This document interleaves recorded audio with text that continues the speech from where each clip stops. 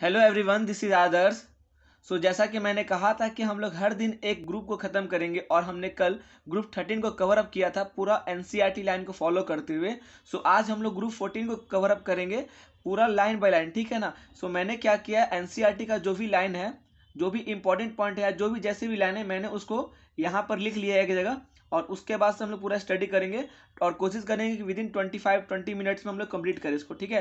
Video अच्छी लगे तो प्लीज़ लाइक शेयर सब्सक्राइब जरूर करना और शेयर जरूर करना, ठीक है ना। इससे थोड़ा मोटिवेशन मिलता है मुझे। स्टार्ट करते हैं। देखो, सबसे पहले मैंने लिखा है फ्लेरोवियम, ठीक है। ये क्या होता है ना, एक सिंथेटिकली प्रिपेयर्ड रेडियोएक्टिव एलिमेंट होता है। कार्बन का अगर बात करोगे तो कार्बन का 3 आइसोटोप होता है, 12 13 14, ठीक है ना। जो कार्बन का 12 13 होता है वो नेचुरल आइसोटोप होता है और स्टेबल होता है। और जबकि कार्बन 14 जो होता है वो रेडियो एक्टिव होता है, रेडियो एक्टिव आइसोटोप होता है। और इसका हाफ लाइफ देखो कितना ज़्यादा है, देख रहे हो ना कितना ज़्यादा, 5770 ईयर है, ठीक है। सेरामिक्स, ग्लास एंड सीमेंट जो होते हैं इंपॉर्टेंट कंपोनेंट होते हैं सिलिकॉन के। अगर टीन का लेड का बात करो, प्लम्बम का, तो ये सॉफ्ट मेटल होता है विथ लो मेल्टिंग पॉइंट।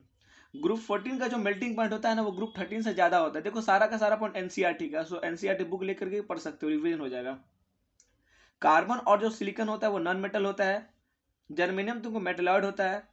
देखो सिलिका जो होता है ऐसा ही होता है ना, वो बस ये एग्जिस्ट करता है तुमको हाई टेम्परेचर पे, ठीक है, नॉर्मली एग्जिस्ट नहीं करता है। अब यहाँ देखो मैंने लिखा है कि कार्बन डाइऑक्साइड SiO2 और जर्मेनियम का डाइऑक्साइड ये सब एसिडिक होता है। जबकि देखो टीन का ऑक्साइड हो, मोनोऑक्साइड या तुमको डाइऑक्साइड हो, वो एम्फोटेरिक होगा। या लेड का मोनोऑक्साइड हो या डाइऑक्साइड हो, ये भी एम्फोटेरिक होगा। जबकि जर्मेनियम का जो मोनोऑक्साइड होता है वो डिस्टिंक्टली एसिडिक होता है। और कार्बन मोनोऑक्साइड होता है वो होता है तुमको न्यूट्रल, ठीक है। ये सब इसमें था। अब नेक्स्ट देखो क्या है, बात करते हैं कॉमन ऑक्सीडेशन स्टेट की, ठीक है ना। ये फैमिली जो होता है ग्रुप 14, ये +2 और +4 में कॉमन ऑक्सीडेशन स्टेट शो करता है। बात करें कार्बन की, तो कार्बन निगेटिव ऑक्सीडेशन स्टेट भी शो करता है, ठीक है। और जो कंपाउंड होते हैं जो हायर ऑक्सीडेशन स्टेट में होता है, नॉर्मली क्या करते हैं, जनरली कोवेलेंट बिहेवियर शो करते हैं। अब बात करते हैं कि +2 +4 टेंडेंसी का, ठीक है। देखो जो भी हैवियर मेटल होते हैं ना, या वो क्या करते हैं, हैवियर एलिमेंट होते हैं जो, वो कभी भी लोअर ऑक्सीडेशन स्टेट को ज़्यादा प्रीफर करते हैं due to inert pair effect, ठीक है ना। वहाँ यहाँ मैंने क्या लिखा है कि कार्बन +4, सिलिकॉन +4, जर्मेनियम +4 और टीन +4, लेड +4। यहाँ देखो टेंडेंसी डाउन द ग्रुप घट रहा है +4 का, और वही +2 का टेंडेंसी डाउन द ग्रुप बढ़ रहा है, ठीक है ना। क्यों होता है ऐसा, देखो इनर्ट पेयर इफेक्ट होता क्या है, due to inability of NH2 electron of valence shell to participate in bonding, ठीक है। यही होता है इनर्ट पेयर इफेक्ट, ठीक है। इस कारण से क्या होता है कि डाउन द ग्रुप जाने पे क्या होता है कि जो लोअर ऑक्सीडेशन स्टेट होता है वो ज्यादा प्रीफर करता है कोई भी एलिमेंट। कार्बन सिलिकॉन जो होता है ना, ये मोस्टली +4 में होता है। और जर्मेनियम का बात करोगे तो ये मेनली +4 में होता है, लेकिन कुछ कंपाउंड ऐसे भी होते हैं जो +2 ऑक्सीडेशन स्टेट शो करते हैं, तो वो जर्मेनियम में। देखो टीन जो होता है ना, SN+2, ये SN+4 में जाना चाहता है, इसलिए रिड्यूसिंग बिहेवियर शो करता है। अब रिड्यूसिंग बिहेवियर शो क्या करेगा कि दूसरों को रिड्यूस करेगा और खुद को ऑक्सीडाइज कर लेगा। जितना प्लस चार्ज जाता है उतना क्या होता है, ऑक्सीडेशन स्टेट बढ़ता है उसका। और साथ में उसका क्या होगा कि अगर मान चलो अगर ये +4 में होता तो +4 से ज़्यादा एक्सीड नहीं कर सकता है, तो ये +2 में आना चाहता। तो वहाँ पे क्या करता, वो एज ऑक्सीडाइजिंग एजेंट बिहेव करता और क्या करेगा, दूसरे को ऑक्सीडाइज और खुद को रिड्यूस करेगा, ठीक है, घटेगा। देखो यहाँ +4 में ये स्टेबल होता है। लेड का बात करोगे तो +4 में क्या होता है, ऑक्सीडाइजिंग एजेंट की तरह बिहेव करता है। तो इसमें ये क्या करता है कि दूसरे को ऑक्सीडाइज करेगा और खुद को रिड्यूस करने मतलब कि प्लस चार्ज घटेगा, ठीक है ना। अगर प्लस चार्ज घटता है तो वो रिड्यूस हो रहा है, अगर प्लस चार्ज बढ़ रहा है तो वो होता है ऑक्सीडाइज होना, ठीक है ना। लेड कभी भी +4 में ऑक्सीडाइजिंग एजेंट की तरह बिहेव करेगा और खुद को +2 में कन्वर्ट करना चाहता है, क्योंकि वो स्टेबिलिटी उसको देता है, ठीक है ना। +2 में लेड हमेशा स्टेबल होता है। अब बात करते हैं टीन का। देखो टीन ही एक ऐसा एलिमेंट है ग्रुप 14 में जो डिकम्पोज होता है हीट के साथ, ठीक है ना। हीट मतलब स्टीम में, ठीक है ना। H2O गैस कर दो मतलब वही हो गया, वो स्टीम हो गया, ठीक है ना। टीन कभी भी डिकम्पोज करेगा तुमको स्टीम के साथ में और कन्वर्ट होकर के SnO2 बनाएगा, प्लस हाइड्रोजन गैस को लिबरेट करता है। लेकिन ऐसा कोई भी एलिमेंट अदर नहीं है इस ग्रुप में जो अफेक्टेड होगा तुमको वाटर से, ठीक है। अब देखो यहाँ लिखा हुआ है except carbon all other member react directly with halogen under suitable condition, ठीक है ना। कार्बन डायरेक्टली कभी भी क्या होता है ना कि हाइड्रोजन के साथ रिएक्ट नहीं करता है सुटेबल कंडीशन में, ठीक है। टेट्राहाइलाइड जो भी होता है ग्रुप 14 का वो सब कोवेलेंट होता है नेचर में, एक्सेप्ट SnF4 और PbF4। देखो बहुत इंपॉर्टेंट है क्योंकि ये नीट में क्वेश्चन आ चुका है, ठीक है ना, नीट में क्वेश्चन आ चुका है तो ध्यान रखना। SnF4 और PbF4 जो होता है आयनिक होता है, बाकी सारा क्या होता है कोवेलेंट होता है। और PbI4 जो होता है ना एग्जिस्ट नहीं करता है नेचर में, ठीक है ना, PbI4 नेचर में एग्जिस्ट नहीं करता है। देखो except CCl4 other tetrahalides are easily hydrolysed, ठीक है ना। उसका रीजन क्या होता है, देखो इससे वैकेंट डी ऑर्बिटल नहीं होता है कार्बन में, ठीक है ना। अदर सब में क्या होता है कि वैकेंट डी ऑर्बिटल होता है, तो जब ये वाटर के साथ रिएक्ट करेगा, मतलब इसको छोड़ के बाकी सब जब वाटर के साथ रिएक्ट करता है, तो वाटर में क्या होता है ऑक्सीजन जो होता है वो अपना लोन पर लिबरेट कर देता है, दे देता है, जिस कारण से वो हाइड्रोलाइज हो जाता है। वैकेंट डी ऑर्बिटल होता है तो एक्सेप्ट कर लेता है, ठीक है ना। सो वहाँ हाइड्रोलाइज हो जाता है, लेकिन यहाँ पे इजिली हाइड्रोलाइज नहीं हो पाता ये। बात करते हैं लेड का, तो देखो लेड होता है ना कैटिनेशन प्रॉपर्टी शो नहीं करता है। कैटिनेशन का मतलब होता है कि ना कि दूसरे के साथ रिएक्ट करके कितना कंपाउंड बना सकता है। जैसे बात करोगे कार्बन का, तो कार्बन के पास बहुत ज़्यादा टेंडेंसी होता है अलग अलग कंपाउंड बनाने का, ठीक है ना। सो उसका कैटिनेशन प्रॉपर्टी सबसे हाई होता है, लेकिन लेड कभी भी कैटिनेशन शो नहीं करता है, ध्यान रखना। देखो एक्टिवेटेड चारकोल जो होता है ना वो हाईली पोरस होता है, और हाईली पोरस होने के कारण हम लोग एक्टिवेटेड चारकोल का यूज कहाँ कहाँ नहीं करते, सुनो कहाँ कहाँ करते हैं। सबसे पहला है कि जब पॉइजनस गैस होता है ना उसको अच्छे से वो एब्जॉर्ब कर लेता है, इसलिए हम उसको क्या कहते हैं, जो मास्क बनाते हैं ना, तो मास्क जो बनता है अच्छा क्वालिटी का, जिससे माइंस में जाने के लिए या कहीं जहाँ पे केमिकल लैब्स होते हैं वहाँ पे एक्टिवेटेड चारकोल वाला मास्क यूज किया जाता है, ठीक है, कि पॉइजन को वो एब्जॉर्ब कर ले। नॉर्मली अभी क्या होता है कि जो फेस वॉश आते हैं उसमें एक्टिवेटेड चारकोल होते हैं, ताकि हाईली पोरस होने के कारण क्या होता है कि जब वो स्किन पे आता है तो स्किन से डस्ट पार्टिकल को वो एब्जॉर्ब कर लेता है। या फिर वाटर फिल्ट्रेशन में भी हम लोग एक्टिवेटेड चारकोल का यूज करते हैं, ये ध्यान रखना, ठीक है। अब देखो यहाँ लिखा हुआ है SiF6 का -2, GCl6 का -2, SnOH का होल 6 - 2, ये सब एग्जिस्ट करता है, और sp3d2 में एग्जिट करेगा, ठीक है ना। sp3d2 होता है इसका हाइब्रिडाइजेशन, ठीक है, ये ध्यान रखना। अभी इसका क्वेश्चन आएगा कि SiCl6 - 2 एग्जिस्ट क्यों नहीं करता है। सो उसका रीजन क्या होता है सुन लो। जो क्लोरीन होता है उसका साइज बड़ा होता है, और कभी भी सिलिकॉन अपना साइज उससे ज़्यादा मतलब एक्सपेंड नहीं कर पाता है, ठीक है। सो तो लोन पेयर जो आता है ना वो अच्छे से एकोमोडेट इफेक्टिवली नहीं हो पाता है सिलिकॉन पे, इसलिए वो SiCl6 - 2 एग्जिस्ट नहीं करता है, ठीक है। ये बॉक्स में क्वेश्चन दिया हुआ है NCERT में, इसको देख सकते हो ध्यान से तुम। अब बात करते हैं डाइहेलाइड्स का, तो देखो जो भी हैवियर मेंबर होते हैं जैसे जर्मेनियम से लेके लेड तक प्लम्बम तक, वो डाइहेलाइड को शो करते हैं, ठीक है ना। और डाइहेलाइड का जो स्टेबिलिटी होता है वो डाउन द ग्रुप जाने पे बढ़ता है, ठीक है। लेकिन यहाँ जैसे देख रहे होगे कि तुमको जर्मेनियम का टेट्राहाइलाइड है और जर्मेनियम का डाइहाइलाइड है, तो स्टेबिलिटी किसका ज़्यादा होगा, जर्मेनियम का, क्यों, क्योंकि जर्मेनियम +4 में ज़्यादा स्टेबल होता है, ठीक है ना। लेकिन स्टेबिलिटी का बात करोगे अगर लेड का, तो लेड का देखो यहाँ पे कि PbX2 यानी ग्रेटर देन PbX4, यानी कि डाइहाइलाइड में ज़्यादा स्टेबल क्यों, क्योंकि यहाँ पे +2 चार्ज आ जाएगा इसका, ठीक है, और +4 है, और तुमको पता है कि +4 में ऑक्सीडाइजिंग एजेंट की तरह बिहेव करता है, और +2 में ज़्यादा स्टेबल होता है। सो कोई भी चाहता है कि स्टेबिलिटी अपना हम गेन करें, इसलिए +2 में ज़्यादा स्टेबल होता है, ठीक है। जैसा मैंने बोला था ना कि CCl4 तुमको इजिली तुमको हाइड्रोलाइज नहीं होता है। बात करते हैं अगर SiCl4 का, तो उसको हाइड्रोलाइसिस जब करोगे ना तो वहाँ क्या होता है सिलिकिक एसिड बनता है, SiOH का होल फॉर सिलिकिक एसिड बनता है, ठीक है। अभी जैसे मैंने बताया था कि SiF6 - 2 नॉन है, लेकिन SiCl6 - 2 क्यों नहीं है, क्योंकि यहाँ देखो क्लोरीन का साइज बड़ा होता है, और सिलिकॉन जो होता है अपने साइज को ज़्यादा एक्सपेंड नहीं कर पाता है, जिस कारण से जो लोन पेयर आता है वो अच्छे से एकोमोडेट नहीं हो पाता है, इफेक्टिव ओवरलैपिंग नहीं हो पाता है। डेट्स वाई SiCl6 - 2 एग्जिस्ट नहीं करता है नेचर में। बात करते हैं कार्बन का, तो कार्बन देखो वो हाई कैटिनेशन प्रॉपर्टी शो करता है। देखो कार्बन का साइज छोटा होता है, इलेक्ट्रोनेगेटिविटी हाई होता है, और क्या होता है ना कि वो पी पाई बॉन्ड का फॉर्मेशन खुद से भी कर सकता है, और अपने कुछ कुछ जो छोटे छोटे साइज की जो मेटल होते हैं, नाइट्रोजन हो गया, ऑक्सीजन हो गया, उसके साथ भी रिएक्ट करके क्या बनाता है, पी पाई बॉन्ड बना करके वो कंपाउंड को शो करता है, ठीक है। अब देखो यहाँ जैसे मैंने लिखा हुआ है कि कार्बन का ग्रेटर बहुत ज़्यादा ग्रेटर रहता है सिलिकॉन से, जर्मेनियम और तुमको टीन का कैटिनेशन प्रॉपर्टी बराबर होता है, ठीक है। लेकिन लेड कभी भी तुमको कैटिनेशन प्रॉपर्टी शो नहीं करता है, ठीक है। देखो अब यहाँ लिखा हुआ है कि why carbon is able to show allotropic form. So इसका रीजन क्या होता है ना, देखो because of property of catenation and p pi bond formation.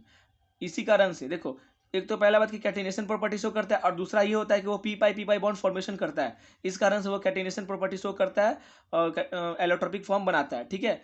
Carbon के एलोट्रॉप्स की बात करोगे तो दो होता है, एक क्रिस्टलाइन होता है, एक एमॉर्फस होता है। सो क्रिस्टलाइन में क्या कहता है, डायमंड और ग्रेफाइट, ये दोनों क्रिस्टलाइन स्ट्रक्चर होते हैं कार्बन के। फुलरिन जो होता है ना उसको डिस्कवर किया था क्रोटो, स्मॉले और कर्ल ने, ठीक है ना, फुलरिन का डिस्कवरी किया था। अब बात करते हैं हम लोग डायमंड का, ठीक है। डायमंड बहुत इंपॉर्टेंट है, डायमंड, ग्रेफाइट और फुलरिन बहुत इंपॉर्टेंट है इस चैप्टर में। सो डायमंड का बात करोगे तो देखो सबसे बड़ा बात कि ये sp3 हाइब्रिडाइज होता है। दूसरा ये है कि rigid 3D network of carbon atom होता है, ये क्रिस्टलाइन लैटिस होता है, अभी पढ़ चुके हैं। sp3 हाइब्रिडाइजेशन है। कार्बन कार्बन बॉन्ड लेंथ जो उसका होता है 154 पिकोमीटर होता है। Directional covalent bond are present होता है इसमें। हार्डेस्ट सब्सटेंस ऑन अर्थ, ठीक है। हार्डेस्ट सब्सटेंस ऑन अर्थ क्यों होता है? क्योंकि जो इसका कोवेलेंट बॉन्ड होता है ना बहुत ज्यादा स्ट्रांग होता है, ठीक है ना, स्ट्रांगली एक्सटेंडेड होता है, ठीक है। यूज का बात करोगे कि डायमंड का यूज कहाँ कहाँ करते हैं, अब बस वहाँ ऐसा मत सोचा कि ज्वेलरी में यूज करते हैं, इसका अलग यूज भी है। जैसे कि देखो एब्रेसिव में यूज करते हैं for sharpening hard tools, making ड्राइज, ठीक है, और manufacture of tungsten filament for electric bulb, ठीक है, वहां भी हम लोग इसको यूज करते हैं। अब बात करते हैं ग्रेफाइट का, तो ग्रेफाइट का जो हाइब्रिडाइजेशन होता है वो sp2 होता है। लेयर्ड स्ट्रक्चर होता है इसका, वंडरवाल फोर्स ऑफ अट्रैक्शन काम करता है इस पे। डिस्टेंस जो होता है दो लेयर के बीच में, क्योंकि ये लेयर्ड स्ट्रक्चर होता है तो उसके दो लेयर के बीच जो डिस्टेंस होता है वो 340 पिकोमीटर होता है। और कार्बन कार्बन जो बॉन्ड लेंथ होता है इसमें 141.5 पिकोमीटर होता है। Layer composed of planar hexagonal ring, जितना इसका रिंग होता है ना वो हेक्सागोनल के फॉर्म में रहता है, ठीक है। अब देखो इसमें क्या होता है कि ग्रेफाइट का जो आउटर मोस्ट होगा, क्योंकि कार्बन का ये पार्ट है, ठीक है, फॉर्म है, तो इसमें देखोगे क्या होता है कि इसमें 4 इलेक्ट्रॉन होते हैं, वैलेंस इलेक्ट्रॉन, ठीक है। सो 3 इलेक्ट्रॉन जो होते हैं ना वो 3 सिग्मा बॉन्ड बनाने में हेल्प करेंगे अदर के साथ, ठीक है ना, अदर लेयर का कार्बन के साथ मिल करके क्या करेंगे वो 3 सिग्मा बॉन्ड बनाएंगे, 3 इलेक्ट्रॉन। लेकिन जो चौथा इलेक्ट्रॉन होता है वो फॉर्म करता है पाई बॉन्ड का, ठीक है। Electron delocalised over whole sheet thus conduct electricity along sheet, ठीक है ना। अब जो वही चौथा इलेक्ट्रॉन होता है ना वो घूमते रहता है सीट के अलॉन्ग, ठीक है, इस कारण से कंडक्ट करता है इलेक्ट्रिसिटी है। अब क्या होता है कि ये बहुत ज्यादा सॉफ्ट होता है, स्लिपरी होता है, इसलिए क्या होता है ना कि बिटवीन द लेयर्स इसको काटना आसान होता है, ठीक है। ग्रेफाइट को हिट करोगे ना इलेक्ट्रिक आर्क में in presence of inert gas such as helium और आर्गन, तो वहां पे फुलरिन का फॉर्मेशन होगा, ठीक है। बात करें ग्रेफाइट का हम लोग यूज कहाँ करते हैं, तो as a dry lubricant, machine जब हाई टेम्परेचर पर रन करता है ना तो वहाँ पे ऑयल यूज नहीं कर सकते, आग लगने का चांसेस होता है। सो वहाँ पे हम लोग क्या करते हैं ग्रेफाइट का यूज करते हैं, ठीक है। और याद रखना कभी भी किसी को पेंसिल से मत मारना, ठीक है ना, पेंसिल से कभी भी किसी को मत इंजरी देना। ऐसा इसलिए बोल रहा हूँ मैं क्योंकि ग्रेफाइट में क्या होता है, वो पेंसिल में क्या होता है, ग्रेफाइट होता है, ग्रेफाइट का पार्टिकल होता है। अगर किसी को चुबो दोगे अपना पेंसिल, ठीक है ना, अगर प्रिकल कर देते हो किसी बॉडी को तो वहां पे ग्रेफाइट का पार्टिकल चला जाता है और ये लॉन्ग लास्टिंग होता है, वहां दाग नहीं मिटेगा जल्दी। इसलिए कभी भी किसी को पेंसिल से इंजरी नहीं देना चाहिए, ठीक है, ऐसे नॉर्मली भी नहीं देना चाहिए। और बात करते हैं फुलरिन का, तो फुलरिन जो होता है वो sp2 हाइब्रिडाइज होता है, केज लाइक मॉलिक्यूल होता है, ठीक है। देखो इसको कैसे बनाते हैं, अभी मैंने बताया था ना कि जब ग्रेफाइट को इलेक्ट्रिक आर्क में in presence of inert gas such as helium और आर्गन तुम अगर हिट करोगे तो वहां पे बनता है तुमको ग्रेफाइट, सॉरी फुलरिन बनता है। इसमें क्या होता है मेनली C60 मॉलिक्यूल्स होता है with smaller quantity of C70, ठीक है ना। C60 का इसका मेनली होता है कंपोजिशन और स्मॉलर क्वांटिटी ऑफ C70 भी होता है। Traces of fullerene consist of even number of carbon up to 350 और एबव, मतलब 350 से उससे ज्यादा ही होता है इसे नॉर्मली, ठीक है ना, कार्बन का atom. Only pure form of carbon without having dangling bond, देखो फुलरिन ही एक ऐसा मतलब फॉर्म है कार्बन का जिसमें कोई भी डैंगलिंग बॉन्ड नहीं होता है और प्योर फॉर्म होता है, इस कारण से। Delocalisation of electron in orbital gives aromatic character, देखो ये एरोमेटिक कैरेक्टर भी शो करता है, फुलरिन जो होता है वो एरोमेटिक कैरेक्टर भी शो करता है। इसमें क्या होता है देखो 20 6 मेंबर रिंग होता है, ठीक है ना, और 12 5 मेंबर रिंग होता है, ठीक है, याद रखना 20 6 मेंबर रिंग होता है और 12 5 मेंबर रिंग होता है, ठीक है। देखो अब वो जो ये जो 6 मेंबर रिंग है और 5 मेंबर रिंग है, देखो कैसे कैसे यूज करता है उसका। 6 मेंबर रिंग जो होता है ना वो फ्यूज कर सकता है 5 मेंबर रिंग के साथ भी और 6 मेंबर रिंग के साथ भी। यानी कि देखो 6 मतलब बड़ा हो गया, 5 तो छोटा होता है, तो 6 वाला है वो 5 के साथ भी आ जाता है। यानी कि मान चलो ये बहुत ज्यादा अमीर है, तो अमीर क्या हो रहा है कि तुमको गरीब के पास भी आके बैठ सकता है, गरीब का सामान भी यूज कर सकता है। तो देखो गरीब अमीर है ये, तो अमीर होने के बाद ये क्या करता है कि अमीर के साथ भी बैठ सकता है, और ये 5 गरीब है तो गरीब का सामान भी ये खरीद सकता है, ठीक है ना, इसका लाइफ स्टाइल जी सकता है। लेकिन अगर गरीब कोई है, ठीक है ना, वो डायरेक्ट अपोजिट काम नहीं करेगा, ठीक है, ठीक है, इससे क्लियर हो सकता है। या फिर अगर कंफ्यूजन अगर इसमें क्रिएट होगा तो इसको ऐसे याद कर सकते हो, देखो कभी भी जो 6 है मैंने बताया ना अमीर है ये और 5 तो गरीब होता है, ठीक है। सो अमीर अमीर को भी पैसा दे सकता है और अमीर गरीब को भी पैसा दे सकता है, यानी कि अमीर दोनों के साथ फ्यूज कर सकता है। लेकिन अगर बात करोगे गरीब का, यानी कि 5 तो मेरा गरीब है, तो वो क्या करेगा कि कभी उसको अगर पैसा लेना होगा तो गरीब से मतलब गरीब से नहीं ले सकता है, क्योंकि खुद गरीब है तो अमीर से पैसा लेगा, ठीक है। ऐसे याद कर लेना कि ये हमेशा जाएगा मदद मांगने तो किसके पास जाएगा, 6 मेंबर रिंग के पास जाएगा, अपने से अमीर वाले के पास जाएगा, ठीक है। देखो 660 molecule has a shape like soccer ball and call Buckminster folding, ठीक है ना, वो मतलब सॉकर बॉल की तरह शेप होता है, उसको हम लोग बकमिंस्टर फोल्डिंग बोलते हैं। अब देखो थर्मोडाइनमिकली स्टेबिलिटी की बात करते हैं, तो जो ग्रेफाइट होता है ना वो सबसे ज्यादा स्टेबल होता है, फिर डायमंड, फिर फुलरिन होता है। कार्बन ब्लैक देखो कैसे बनता है, जब हम लोग हाइड्रोकार्बन को लिमिटेड सप्लाई ऑफ एयर में उसको हीट करते हैं तो कार्बन ब्लैक का फॉर्मेशन होता है। और यहाँ देखो, यहाँ पे चारकोल और कोक है, दोनों का मैंने एक साथ लिखा है, क्यों? देखो चारकोल को जब हीट करोगे वुड को, और कोक के लिए जब हीट करोगे कोल को, तो यहाँ पे क्या होता है कि हाई टेम्परेचर होगा इन अब्सेंस ऑफ एयर, तभी जाके चारकोल और कोक का फॉर्मेशन होता है, ठीक है। जब हीट करोगे वुड को, हीट करोगे कोल को, high temperature absence of air में तब बनेगा ये, ठीक है। अब देखो यूजेज ऑफ कार्बन, देखो crucible made for graphites are inert dilute acid and alkalis, ठीक है। ग्रेफाइट जो होता है, ग्रेफाइट का फाइबर होता है, उसको प्लास्टिक मटेरियल में डाल दोगे तो हाई टेंसाइल स्ट्रेंथ शो करता है और लाइट वेट होता है बहुत ही। ग्रेफाइट जो होता है गुड कंडक्टर होता है। एक्टिवेटेड चारकोल मैंने बता चुका है, हाईली पोरस होता है, used in absorbing poisonous gases. Coke जो होता है एज अ फ्यूल यूज करते हैं हम लोग, और reducing agent in a metallurgy, ठीक है, आयरन और जिंक के एक्सट्रैक्शन में यूज किया जाता है। कार्बन जो ब्लैक होता है वो ब्लैक पिगमेंट इन ब्लैकिंग बनाने में यूज किया जाता है, ठीक है। ये क्लियर हो गया। देखो अगर कार्बन को in limited supply of oxygen और एयर में अगर रिएक्ट करोगे तो कार्बन मोनोऑक्साइड बनता है, ठीक है। और वही अगर फॉर्मिक एसिड है, उसको अगर तुम कॉम का स्टोर से फॉर 373 केल्विन का हीट कर दोगे ना, तो वहां से तुमको वाटर प्लस जो कार्बन मोनोऑक्साइड निकलता है वो प्योर होता है, ठीक है। स्मॉल स्केल पे किया जाता है। कॉमर्शियल स्केल पे क्या किया जाता है कि कभी भी तुमको कार्बन सॉलिड को जब स्टीम करोगे 473 से लेकर 1273 केल्विन में हॉट कोक को, तो वहां पे तुमको कार्बन मोनोऑक्साइड प्लस हाइड्रोजन बनता है, इसको वाटर गैस बोलते हैं, ठीक है, वाटर गैस सिंथेसिस।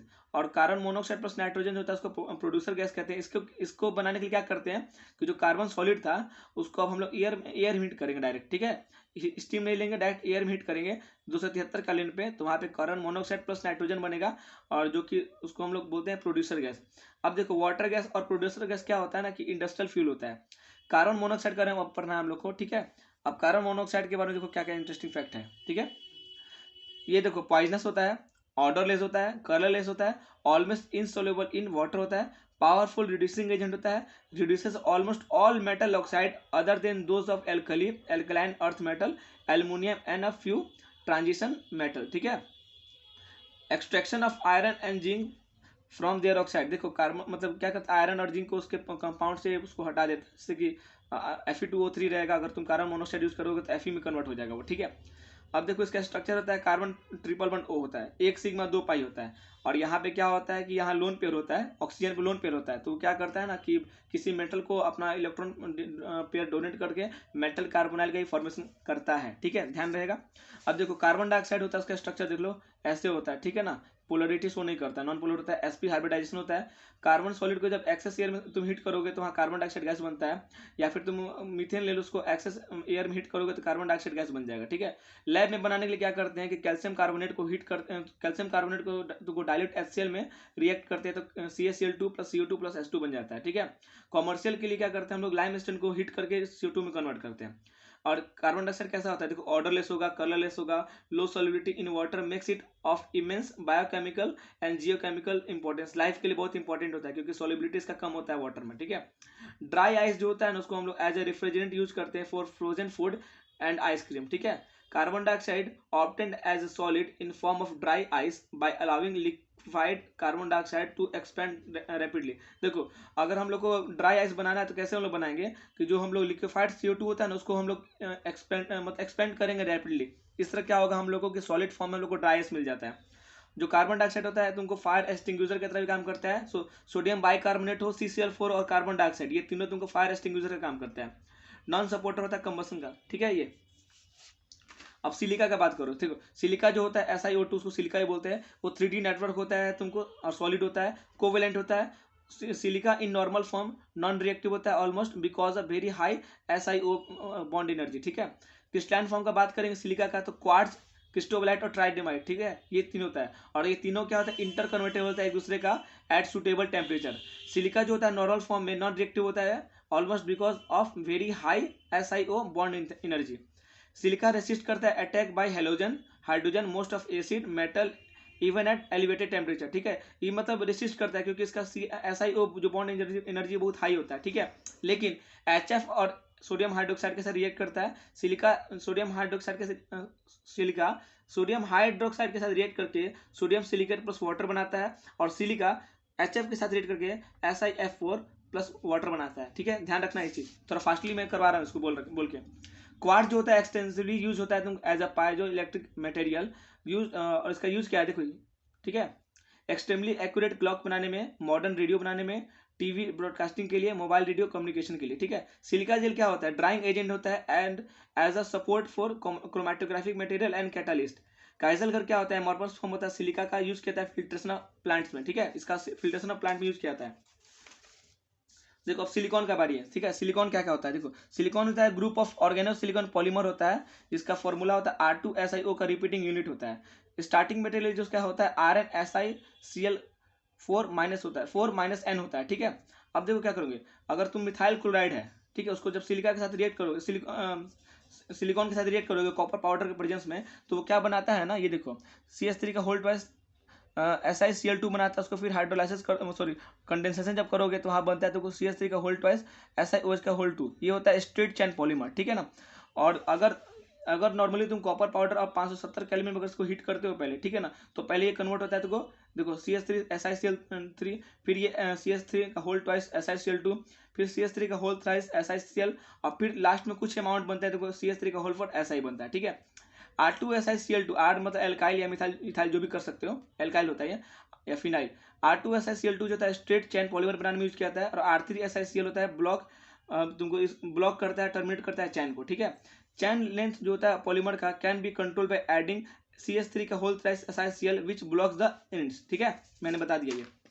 अब सिलिकॉन्स की बात करो, देखो हाइट थर्मल स्टेबिलिटी होता है, हाइट डाइलेक्ट्रिक स्ट्रेंथ होता है, resistant to oxidation and chemicals होता है, used in surgical, used as sealant, greases, electrical insulator and for water proving of material. ठीक है, यहाँ यूज किया जाता है तुमको सिलिकॉन्स का। और देखो सिलिकेट्स में क्या क्या आता है, फील्डस्पार, जियोलाइट, माइका और एस्बेस्टस। ठीक है, इसका जो बेसिक स्ट्रक्चर होता है SiO4 का -4 होता है। ठीक है, याद रखना।